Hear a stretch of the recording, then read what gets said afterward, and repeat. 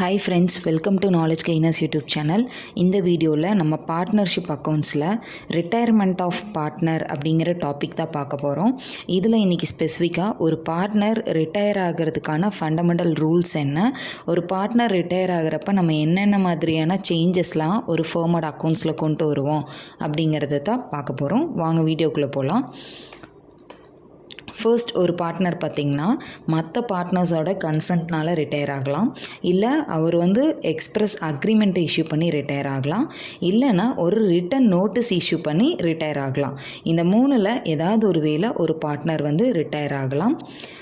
ஒரு partner retire ஆகுறாங்கன்னா அவரோட liability பார்த்திங்கன்னா before the retirement and after the retirement அப்படின்னு சொல்லியிருக்கு.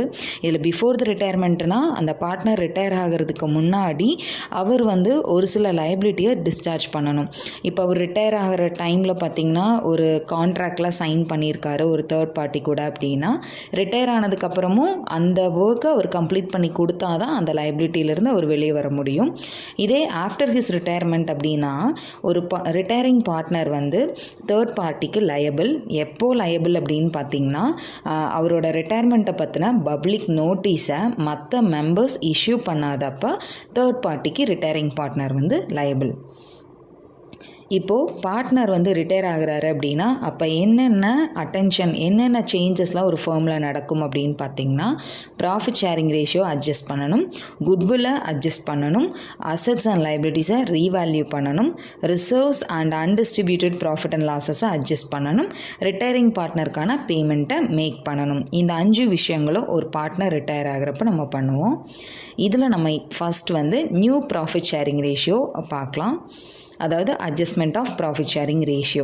ஸோ இப்போ ஒரு பார்ட்னர் ரிட்டையர் ஆகிறாரு அப்படின்னா அப்போ continuing partner future profits and லாஸஸை என்ன ரேஷியோவில் ஷேர் பண்ணுறாங்க அப்படிங்கிறது தான் நியூ ப்ராஃபிட் ஷேரிங் ரேஷியோ அப்படிங்கிறது. இதில் நம்ம கெய்னிங் ரேஷியோ அப்படிங்கிறத ஃபைன் பண்ணுவோம்.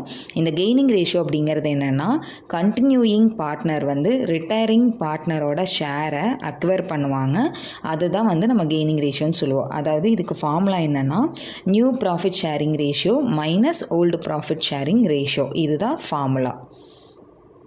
ஸோ சாக்ரிஃபைசிங் ரேஷியோக்கும் கெய்னிங் ரேஷியோக்கும் என்ன டிஃப்ரென்ஸ் அப்படின்னு பார்த்தோன்னா, சாக்ரிஃபைசிங் ரேஷியோ அப்படிங்கிறது நியூ பார்ட்னருக்காக ஓல்டு பார்ட்னர்ஸ் எவ்வளோ ஷேரை சாக்ரிஃபைஸ் பண்ணாங்க அப்படிங்கிறது சாக்ரிஃபைசிங் ரேஷியோ. கெய்னிங் ரேஷியோ அப்படிங்கிறது அவுட் கோயிங் பார்ட்னரோட ஷேரை கண்டினியூயிங் பார்ட்னர் எவ்வளோ பர்சன்டேஜ் அக்வயர் பண்ணாங்க, ஒவ்வொரு பார்ட்னரும் எவ்வளோ பர்சன்டேஜ் அக்வயர் பண்ணாங்க அப்படிங்கிறது கெய்னிங் ரேஷியோ. நெக்ஸ்ட்டு என்ன பர்பஸ்க்காக நம்ம sacrificing ratio and gaining ratio calculate பண்ணுறோன்னா, ஃபர்ஸ்ட் சாக்ரிஃபைசிங் ரேஷியோவில் நம்ம எவ்வளோ அமௌண்ட் ஆஃப் காம்பன்சேஷனை நியூ பார்ட்னர் பே பண்ணணும் அப்படிங்கிறதுக்காக. அதாவது இங்கே என்னென்னா, ஓல்டு பார்ட்னர்ஸ் நியூ பார்ட்னருக்காக ஷேர் கொடுப்பாங்க. இப்போ எக்ஸாம்பிளுக்கு ஒரு ஃபர்மில் ஓல்டு பார்ட்னர்ஸோட ரேஷியோ 3:4 அப்படின்னு ஒரு ரேஷியோ இருக்குன்னா, இதே ஒரு நியூ பார்ட்னர் வர்றப்போ அந்த 2 பார்ட்னரும் அவங்களோட 3:4 அப்படிங்கிற ரேஷியோவில் ஒரு சர்டைன் பர்சன்டேஜ் நியூ பார்ட்னருக்கு கொடுப்பாங்க.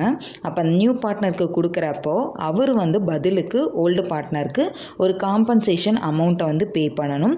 அந்த காம்பன்சேஷன் அமௌண்ட் எவ்வளோ அப்படிங்கிறத ஃபைன் பண்ணுவோம் சாக்ரிஃபைசிங் ரேஷியோவில்.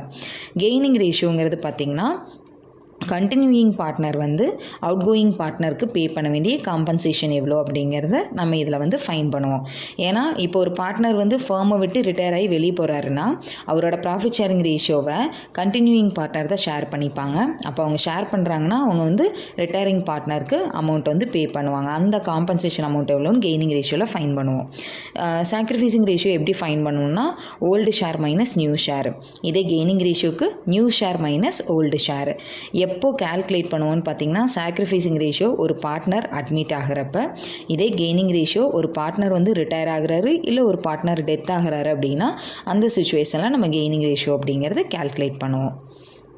அடுத்தது அட்ஜஸ்ட்மெண்ட் ஆஃப் குட்வில்லையும் அட்ஜஸ்ட்மெண்ட் பண்ணணும். குட்வில்ல என்ன அட்ஜஸ்ட்மெண்ட் பண்ணுவோம் அப்படின்னு பார்த்தீங்கன்னா, இப்போ ஒரு பார்ட்னர் ஃபேர்ம்லேருந்து ரிட்டையர் ஆகிறப்ப கண்டினியூயிங் பார்ட்னருக்கு பார்த்திங்கன்னா ஃப்யூச்சர் ப்ராஃபிட்ஸில் கெயின் கிடைக்கும். ஏன்னா ஒருத்தர் 3 பேர் இருக்கிற இடத்துல ஒருத்தர் வெளியே போகிறாருன்னா அப்போ ஃப்யூச்சரில் வந்து அந்த 2 பேர் மட்டும்தான் அந்த ப்ராஃபிட்டை வந்து ஷேர் பண்ணுவாங்க. ஸோ அப்போ இங்கே என்ன ஆகும்னா கண்டினியூயிங் பார்ட்னர் வந்து ரிட்டையரிங் பார்ட்னரோட ஷேரை அக்வயர் பண்ணுவாங்க. அப்படி அக்வயர் பண்ணுற ஷேரை அவங்க வந்து காம்பன்சேஷனாக அவுட் கோயிங் பார்ட்னருக்கு பே பண்ணணும். அதாவது ஆல்ரெடி இருக்கிற எக்ஸிஸ்டிங் பார்ட்னர் ரிட்டையரிங் பார்ட்னருக்கு ஒரு காம்பன்சேஷன் அமௌண்ட்டை பே பண்ணணும். அந்த காம்பன்சேஷன் அமௌண்ட் அப்படிங்கிறது என்னென்னா ஃபேர்மோட குட்வில்க்கு ஈக்குவலான அமௌண்ட்டாக இருக்கும். இதுக்கு ஃபார்முலாவும் கொடுத்துருக்காங்க. என்ன ஃபார்முலா அப்படின்னா outgoing partner share of goodwill is equal to value of firm's goodwill into share of profit sacrificed. இதுதான் வந்து ஃபார்முலா. அதாவது அவங்க பே பண்ணுற காம்பன்சேஷனை இங்கே வந்து குட்வில்ல தான் நம்ம அட்ஜஸ்ட் பண்ணுவோம். நம்ம தனியாக கேஷில் அட்ஜஸ்ட் பண்ண மாட்டோம். இங்கே கண்டினியூயிங் பார்ட்னர் பே பண்ணுற காம்பன்சேஷனை குட்வில் அட்ஜஸ்ட் பண்ணுவோம். அதுக்கான அட்ஜஸ்ட்மெண்ட்டை நம்ம இதில் பண்ணணும். ஃபேர்மில் குட்வில் இருந்தாலும் இல்லைனாலும் நம்ம பண்ணணும். ஸோ இது குட்வில்க்கு வந்து என்னென்ன அட்ஜஸ்ட்மெண்ட் பண்ணுவோன்னா ஃபர்ஸ்ட் வந்து எக்ஸிஸ்டிங் குட்வில் இருக்குது அப்படின்னா அந்த எக்ஸிஸ்டிங் குட்வில்லை ரைட் ஆஃப் பண்ணுறதுக்கு என்ட்ரி போடுவோம். இந்த குட்வில்க்கான என்ட்ரிலாம் பார்த்திங்கன்னா நம்ம சேம் அட்மிஷன் ஆஃப் பார்ட்னரில் என்னென்ன என்ட்ரிஸ் போட்டோமோ அதே என்ட்ரிஸ் தான் ரிப்பீட் ஆகும்.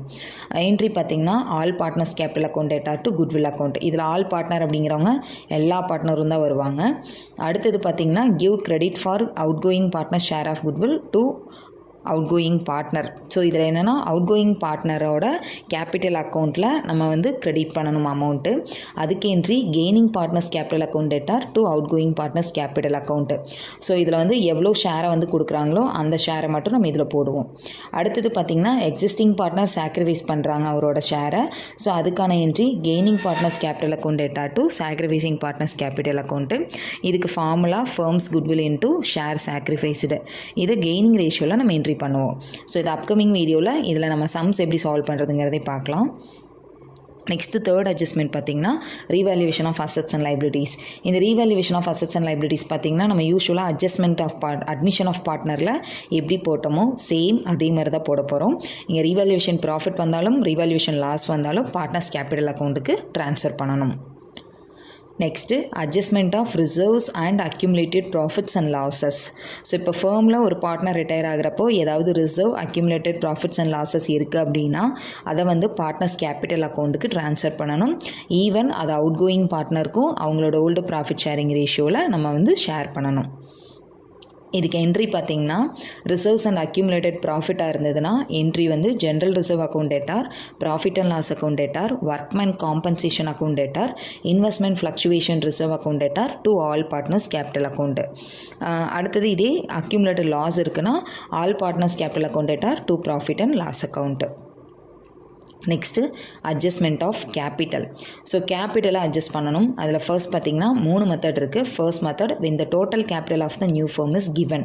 அதாவது பார்ட்னர் ரிட்டையர் ஆனதுக்கப்புறம் இருக்கிற நியூ ஃபேர்மில், அதாவது இப்போ ஒரு பார்ட்னர் ரிட்டையர் ஆகிறாரு அப்படின்னா ஃபேர்ம் வந்து ரீகன்ஸ்டியூட் ஆகும்னு சொன்னோம். அப்போ அது வந்து நியூ ஃபேர்மு. அந்த நியூ ஃபேர்மோட டோட்டல் கேபிட்டல் எவ்வளோன்னு கொஷின்லேயே கொடுத்துட்றாங்கன்னா அப்போ நம்ம இந்த 5 ஸ்டெப் தான் ஃபாலோ பண்ணுவோம். ஃபர்ஸ்ட் என்னென்னா பார்ட்னர்ஸோட நியூ ப்ராஃபிட் ஷேரிங் ரேஷியோவும் கெய்னிங் ரேஷியோவும் ஃபைன் பண்ணணும். அடுத்தது அவங்களோட கேபிட்டல் அக்கௌண்ட்டை நம்ம அட்ஜஸ்ட் பண்ணுறோம். ஓல்டு கண்டினியூயிங் பார்ட்னரோட ஓல்டு கேபிட்டல்ஸு இது எல்லாத்தையும் நம்ம அட்ஜஸ்ட் பண்ணணும்.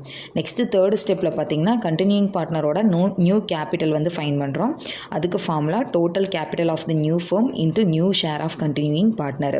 நெக்ஸ்ட்டு ஃபோர்த் ஸ்டெப் பார்த்திங்கன்னா இப்போ ஏதாவது ஷார்ட்டேஜோ இல்லை சர்ப்ளஸோ வருது அப்படின்னா அதை அட்ஜஸ்ட் பண்ணணும். அதுக்கு formula new capital minus adjusted old capital. இதில் ஷார்ட்டேஜாக இருந்தால் அதுக்கு entry cash account R partners current account debtor to concern partners capital account. இதே சர்ப்ளஸாக இருந்தால் concern partners capital account debtor to cash R concern partner capital account.